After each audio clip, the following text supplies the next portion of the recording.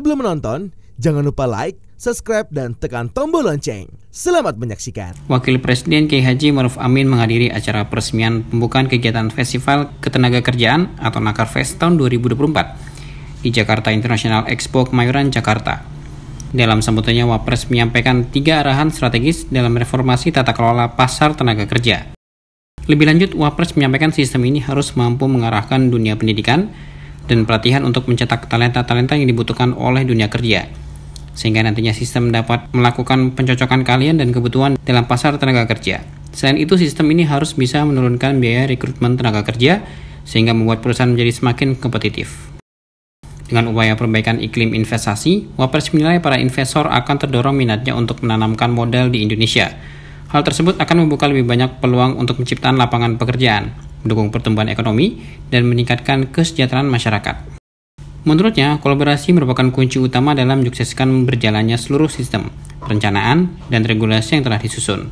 Menutup sambutannya, Wapres berharap penyelenggaraan acara dapat menjadi jembatan kolaborasi antar pemangku kepentingan di bidang ketenagakerjaan, sehingga ke depan bidang ketenagakerjaan di Indonesia dapat semakin maju, unggul, dan kompetitif. Tantangan dalam dunia ketenagakerjaan muncul selain karena adanya faktor internal seperti banyaknya angkatan kerja yang masih berpendidikan rendah atau bekerja di sektor informal, juga ada faktor eksternal yang mempengaruhi, yaitu digitalisasi. Digitalisasi membuat waktu kerja semakin cair dan fleksibel, tidak hanya mengubah cara bekerja, tapi juga memunculkan sejumlah pekerjaan baru. Sesuatu yang kita tidak bayangkan sebelumnya seperti remote working memungkinkan kita menyelesaikan pekerjaan dan mendapatkan penghasilan dari belahan dunia manapun.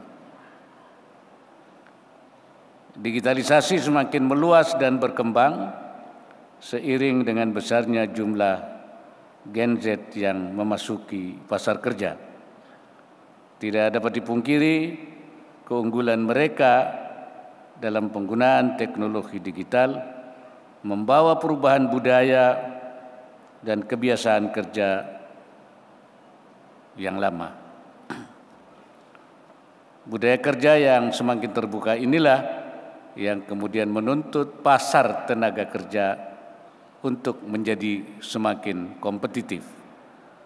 Hadirin yang saya hormati, melihat kompleksitas tantangan tersebut, saya melihat bahwa reformasi tata kelola pasar tenaga kerja Indonesia menjadi sebuah keniscayaan. Kita semua patut mengapresiasi upaya reformasi tata kelola pasar tenaga kerja melalui adanya Undang-Undang Cipta Kerja. Dengan penyederhanaan proses perizinan dan pemberian insentif bagi investasi, Undang-Undang Cipta Kerja akan menarik lebih banyak lagi investasi domestik dan asing. Peningkatan investasi ini diharapkan akan membuka lebih banyak peluang bisnis baru dan memperluas bisnis yang sudah ada sehingga dapat meningkatkan permintaan tenaga kerja.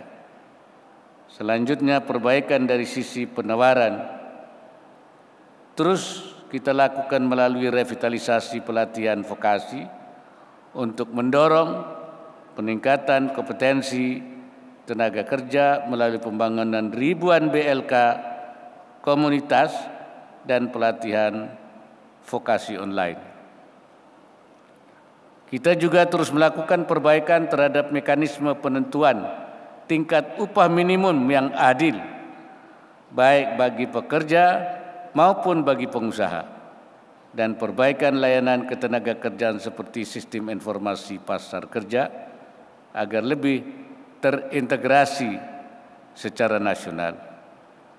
Hadirin sekalian, dengan memperhatikan beberapa hal di atas, dalam kesempatan Nakerfest tahun 2024 ini, saya menitipkan beberapa pesan sebagai berikut. Pertama, kembangkan dan sempurnakan sistem informasi pasar kerja yang telah ada. Sistem ini harus mampu mengarahkan dunia pendidikan dan pelatihan untuk mencetak talenta-talenta yang dibutuhkan oleh dunia kerja. Sistem ini harus bisa menurunkan biaya rekrutmen tenaga kerja sehingga membuat perusahaan menjadi semakin kompetitif. Sempurnakan pencocokan keahlian dan kebutuhan dalam pasar tenaga kerja melalui optimalisasi pemanfaatan sistem ini sehingga dapat mengurangi kesenjangan di sisi permintaan dan penawaran tenaga kerja. Kedua, tunjukkan komitmen kita terhadap reformasi pasar tenaga kerja Indonesia dengan mempromosikan peluang investasi dan menciptakan lapangan pekerjaan di Indonesia kepada para investor. Dengan adanya perbaikan iklim investasi dan memastikan keberlanjutan reformasi, kita harus memastikan investor terdorong untuk menanamkan modal mereka di Indonesia.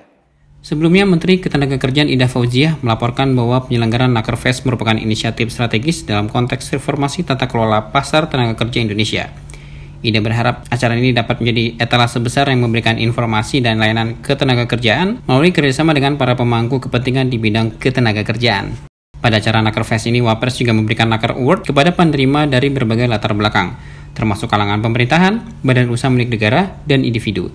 Penghargaan Naker Award ini bertujuan untuk mengapresiasi, memotivasi, dan meningkatkan kinerja pemerintah daerah, pemberi kerja, serta pekerja di Indonesia dalam menjaga dan melaksanakan kebijakan serta regulasi di bidang ketenagakerjaan. Pada tahun 2024, sebanyak 32 penerima menerima penghargaan ini. Selain Menteri Ketenagakerjaan, hadir pada acara ini Wakil Menteri Ketenagakerjaan Afrian Syahnur dan para penerima penghargaan dari seluruh Indonesia. Tim Eljon Media melaporkan.